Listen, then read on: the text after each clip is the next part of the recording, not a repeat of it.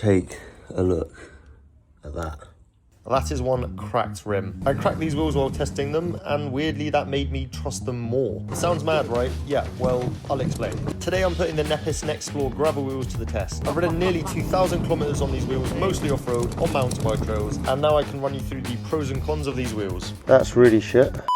Okay, first up, who even are Nepest? They're a relatively new cycling brand, founded in 2021 in Yamin, I think it's called, China. They sell direct to consumer, which helps keep the prices down. They've gained a lot of traction in Japan and the US, and now they're starting to push into Europe. The wheels are UCI approved, so they're not some random no-name brand. From what I've seen, they've sent a bunch of wheels out to YouTubers, and the feedback has been pretty positive so far. Right, let's get on to the wheels. These are the Nexpore wheels. They're gravel-specific wheel set. They also make the Wild, which is more aimed at like cyclocross, as well as a bunch of road wheel-specific wheels, but we're not going to go into that because I don't have them. Specs-wise, they are made from T800 carbon and obviously 700C. These wheels are 30mm deep with an internal of 25mm and external of 33. You don't care, neither do I. I'm just going to spin the hub for you. They also offer a 40mm deep version too, with the only difference being I think the external is 34. They come with SAPM X-ray spokes and their own 36-tooth ratchet hub, although you can also upgrade to a 54-tooth ratchet if you want. All of this comes to a claim weight of 1,330 grams plus or minus 30 grams. So I weighed the front and the rear. Mine came out to a total of 1,352 grams, so that's within the plus minus 30 grams of the way they do advertise. Out the box, they come with spare spokes, valves, rim tape, and a massive Chinese snuffs that I shall be using later. One thing I did really like about these wheels straight away was the silver splatter decals. I thought they looked pretty wicked, and it's a little bit different than just standard black or white. Now I was a little bit confused because with the manual that came with the wheels, it said the recommended tire size was 25 to 43, but then I checked the website and it said the recommended tire size was 28 to 50. Anyway, I decided to go with some Pirelli Centauro M's in a 45mm, and the setup was pretty easy, no issues there. After setting it up, I thought the tan wheels and the silver decals looked pretty badass together, so I was pretty eager to get these on the bike. And for a set of gravel wheels, 25 internal is not the widest, so this is kind of how it looks like with 45mm tyres on. Now I'm currently in the process of spray painting and building a full-on carbon gravel race bike, but until then, I'll be testing these wheels on my Genesis Crodafair, which I kind of call the ultimate do-it-all bike. Steel frame and fork, so it's not light, but it's very comfy and quite robust. And it's got clearance for 47mm tyres, which is perfect. So the evening before a proper ride, I decided to go on a quick 1 hour shakedown ride just to check everything was working fine. And this is where I run into my first little issue. Very bad. Oh, for fuck's sake. Right. That's shit. Right, so that's really shit. So I went to let some air out my tyres and I unscrewed the rear valve cap and it unscrewed the entire valve. Let all the air out, and me being an absolute idiot, I forgot to bring a pump or CO2 head.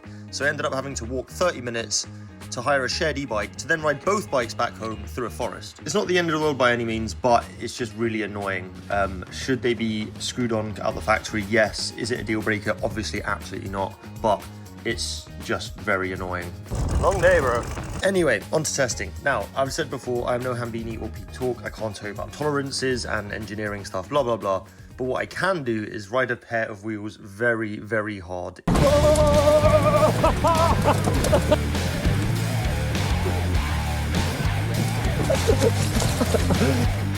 So I headed out to Surrey with my mate Tom to see if these wheels could take Surrey mountain bike trails. Let's start on the handling. Despite the chunky 45mm tyres, the wheels did feel pretty nimble around corners. This is probably due to the rim being quite shallow. The wheels also did feel to absorb a lot of road buzz, but I'm also riding 45mm tyres for the first time in a year or two. They also did feel pretty bomb-proof. I really sent these wheels really, really hard, taking whack after whack from massive rocks on fast descents.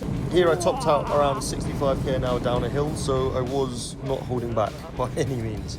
And after all of this, the wheels did still run completely true, no loss of air, yeah, solid. I did try a standing start sprint, and they didn't feel like they were the stiffest of wheels, but I guess Nepest have put absorbing road buzz over all-out stiffness with these wheels. I am also comparing these to road wheels with carbon spokes, so they're not going to feel as stiff as that. The free hub also held up pretty well, no slips or anything, and the engagement was solid. For off-road, I didn't feel like I would need the upgraded free hub with more teeth, but I guess that's kind of down to preference. And over the course of a few weeks, I did near 1,000 kilometers on them. I took them on a bunch of more rides like this, harder rides even. I've been commuting with them, and I've been really happy with them until I got home and cleaned the bike one day. Take a look at that. That is A very cracked wheel. Yep, that is one big old crack. And from the type of riding I've been doing, it obviously has to be an impact crack. And this is where people would say, no, f that, I'm out, these wheels are not safe. But this is where actually I found the most trust in these wheels. Let me explain. So this is some footage I took on my second ever ride, and if I pause this just here, bang, so that is the crack there. So this must have happened on the first ride, or just before I took this video on the second ride. What I think has happened here is I was doing something you really should be doing on a mountain bike. On a heavy steel bike, running 20 psi with absolutely zero given, and obviously at some point hit a rock or something that has then caused this crack. Just a little disclaimer here, Nepest are not paying me to say this. They sent me these wheels to review, and everything I say is genuinely what I think. So first of all, I think that if I rode any other wheel the same way, hit the same rock or whatever it was, it probably would have cracked too. But what blew me away is, despite the crack, I continued to ride in the exact same manner for weeks after, doing a bunch more technical off-road rides, railing harsh descents, and the rim did not fail. By fail, I mean like completely crack, disintegrate. It didn't even lose any air or go out of true. And I really do believe that most other rims would have definitely completely snapped after doing the riding that I was doing, after the crack happened. So weirdly, this actually gave me more confidence in these wheels than prior. I also acknowledge this is a very unorthodox way of thinking, and I would have also liked to know what you guys would have thought after seeing the crack and then seeing the footage of the crack, knowing that you rode it for weeks afterwards without it failing. Anyway, I contacted Nepest and said, hello, I'm an idiot, and they said, holy f***, how have you done that? We're going to send you another wheel. I said, thank you very much. At this point, I was 2 weeks away from Trackr, one of the biggest, harshest gravel races in the world. This was also my first ever gravel race, and without a front wheel. So they sent me another super quick, which is great on them, so shout out to them. And I was keen to use it in a race, and I wasn't skeptical about it breaking again, but I was keen to see how it would hold up. Now, let me tell you, the Trackr 200k was the harshest, most brutal race or ride I have ever done, period. Riding on probably the most skull-rattling, dangerous ascents and descents I have ever done. 200 kilometers full gas, getting the shit kicked out of me by holes, rocks, ruts. So much so that at the end, the thing that actually hurt the most was my arms. I mean, at the finish there was broken bikes, broken bones, broken people everywhere. But this little AliExpress whip that I put together 3 days before Trackr somehow managed to get through everything. And of course, the wheels held up fantastic, no issues. The only issues I did have was from a genuine brand, Shimano. And of course I did check the rims after Trackr, and yeah, no issues, no cracks, no chips, no nothing. I did run a few more PSI, as I learned from my last experience. I was running about 25 this time, before I was running about 20. That 5 PSI makes a whole big difference when you're running 45C tyres. But Trackr was not enough, I had more testing to do. Next was a UCI gravel race in Scotland called Growlock, where I was racing the men's elite field, and this course was a little more tricky because, oh my god, was it rocky. There was generally hundreds of people punctured by the side of the road, me being one of them. Man. Oh, for f***'s sake. F*** everything in this world.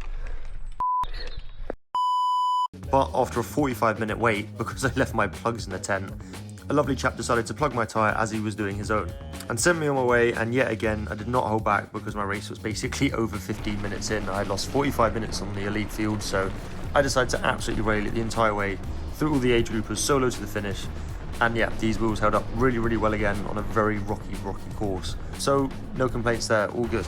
But again, this just wasn't enough. I needed to put these wheels through one more test. Can these wheels handle bike packing? So I rode from the Growlock in Scotland all the way over to Ireland with all my stuff. I had a tail fin with me, put bike packing bags on, I had all my equipment, like my tent, my sleeping bag, mattress, pillow, cooking equipment, clothes, water, everything else. This thing weighed a ton now. Probably an added overall weight of 10 plus kg to the bike. So would these wheels survive doing? I was doing mostly road, but a bit of off-road on this as well. And yeah, again, they passed the bike packing test. So there you have it. I can't believe I'd ever say this, but that's how a rim cracking on me actually gave me more faith in a pair of wheels than before. And to be honest, I'd actually really like to know what you guys think about this and what you would have done and your thought process if this happened to you. Let me know in the comment section. Thanks for watching and goodbye.